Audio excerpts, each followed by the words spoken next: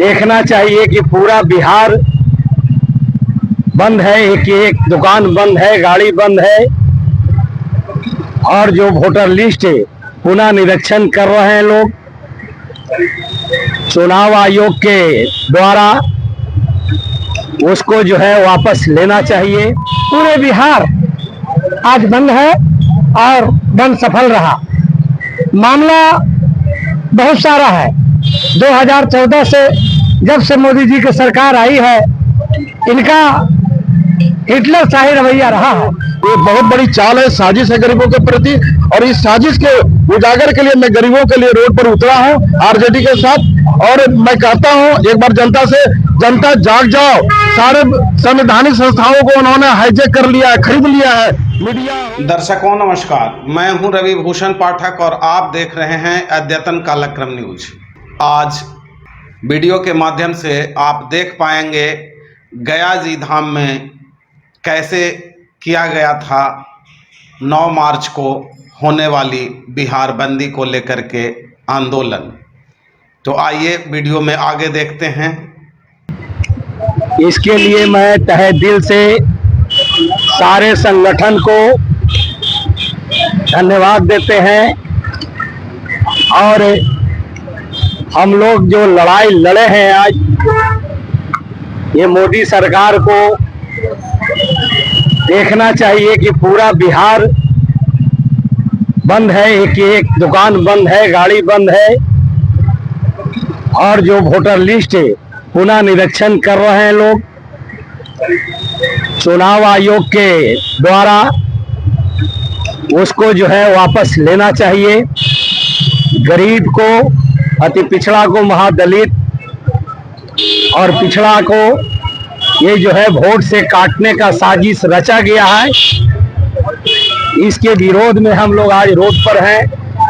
अगर नहीं सुना तो जो केंद्र से, प्रदेश से जो आदेश होगा महागठबंधन के द्वारा, हम लोग फिर जो है रोड से लेके संसद तक जो है घेराव करने का काम करेंगे। चैनल के माध्यम से मैं आपको धन्यवाद देना चाहता हूं कि आपने यहां तक पहुंच करके और जो आज बंदी है उसको देखने का काम किया है।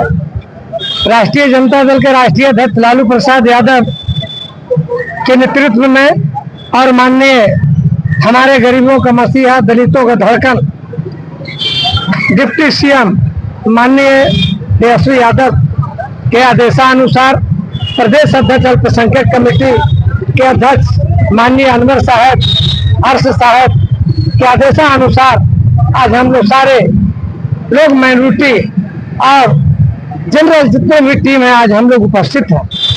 गया जिला नहीं, पूरे बिहार आज बंद है और बंद सफल रहा। मामला बहुत सारा है। 2014 से जब से मोदी जी की सरकार आई है, इनका हिटलर शाही रवैया रहा है। आप देखे होंगे कि 1000 का नोटबंदी आया, उस समय जाली खा करके उसको नोट को बंद किया गया, 2000 वाला को बंद किया गया। उसके बाद वो जनता को झांसा दे करके उन्होंने 15 लाख बोल करके वोट लेने का काम किया। अभी फिर ये दूसरा चीज और लागू कर दिया है कि जो हमारा वोटर लिस्ट है उसको संशोधन करने की बात है। और उसमें उतना ही नहीं, जिस तरह से महाराष्ट्र में उन्होंने किया, जिस तरह से बहुत सारा राज्य में उन्होंने किया है। अब बिहार में चुनाव आ गया है, यहाँ वोटर लिस्ट का निरीक्षण किया जा रहा और इसमें 11 साक्ष्य मांगा जा रहा है। हमारे गरीब भाई बिहार छोड़ करके सभी राज्य में, चाहे कलकत्ता हो, बम्बई हो, दिल्ली हो और विदेश भी चले गए हैं। 1 महीना का समय दिया गया है।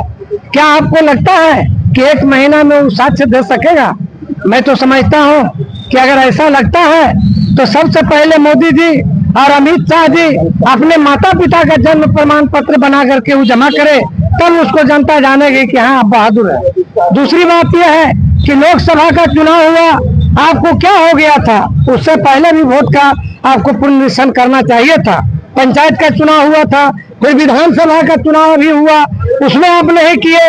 जब उनको लगा कि बिहार में तेजस्वी अब रुकने नहीं जा रहा है, नौजवानों, गरीबों, दलितों, शोषितों का मसीहा है, और मात्र 18 साल एनडीए की सरकार में और 17 महीना में इन्होंने जो नौकरी दिया नौजवानों को, उसके चलते इनका पूरे बिहार में जो चर्चा हो रही है, तो एनडीए को डर हो गया कि अब मेरी सरकार नहीं बनेगी।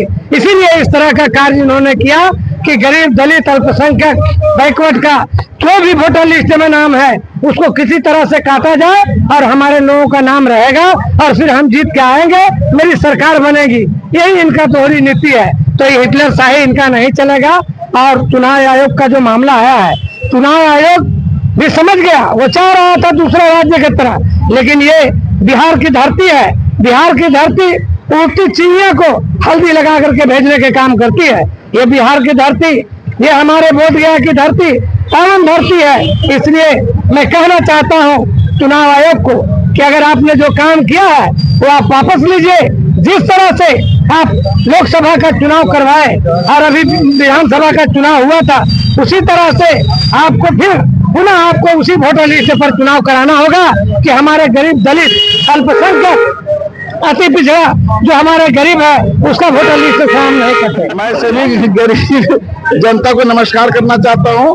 और मैं रविंद्र कुमार हूं। मैं तो सामाजिक कार्यकर्ता हूं, लेकिन गरीबों के हक जो छीनने की कोशिश कर रहे हैं मोदी जी, उन्होंने और यही वोट से लोकसभा में चुनाव जीत करके और प्रधानमंत्री बने।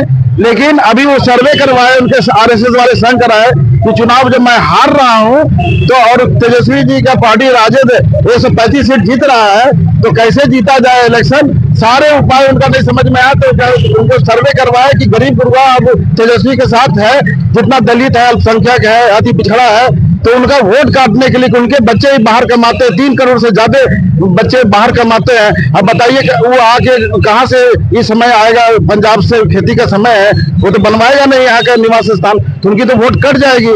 और वो जीत में सत्ता में आएंगे तो अनाज देंगे, नहीं आएंगे तो उनका अनाज काट देंगे, कहेंगे तो भारत के नागरिक ही नहीं हो। ये बहुत बड़ी चाल है, साजिश है गरीबों के प्रति। और इस साजिश के उजागर के लिए मैं गरीबों के लिए रोड पर उतरा हूँ आरजेडी के साथ। और मैं कहता हूँ एक बार जनता से, जनता जाग जाओ। सारे संवैधानिक संस्थाओं को उन्होंने हाईजैक कर लिया है, खरीद लिया है। मीडिया हो, ईडी हो, सीबीआई हो, जो भी आपके काम के लिए गरीबों का काम करता है, वो सरकार को बदल देता है और उसको सत्ता में आने नहीं देता है। आपको लालच देता है 4 किलो अनाज का, 1 महीना मिलता है, 1 महीना नहीं मिलता है। अरबों रुपया का कर्ज कर दिया, जितना कांग्रेस 10 साल में कर्ज किया था। डैम बनाया, IIT बनाया, आपके बच्चों के लिए जेएनयू बनाया, प्रोफेसर बनेगा, उसको जो है वहां पर आरएसएस के लोगों को प्रिंसिपल और VC बना के बैठा दिया है। तो आप अपने हक के, और आज आपके कोई सरकार काम न करे, सब विपक्षी दलों को कुचला जा रहा है ईडी सीबीआई से।